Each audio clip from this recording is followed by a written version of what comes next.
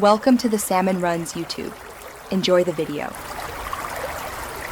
In this video, I will show how to remove Radiator Ford Ecosport, only ways.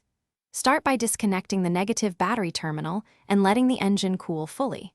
Put on gloves and eye protection, then place a drain pan under the radiator and open the drain petcock.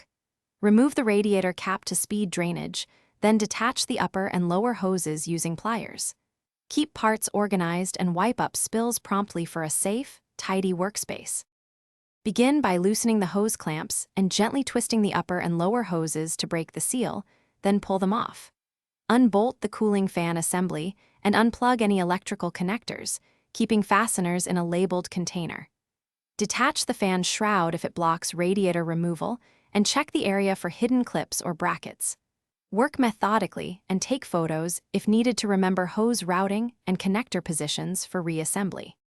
If you are finding this video helpful, please subscribe and like the video to support more content and help others.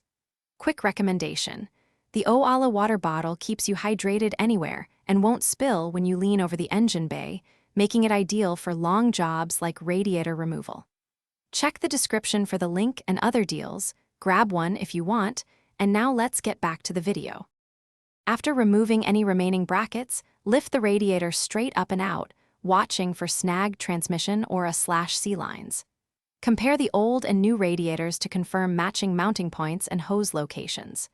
Install the replacement in reverse order, reconnect hoses, fan assembly, and electrical connectors, and tighten clamps securely.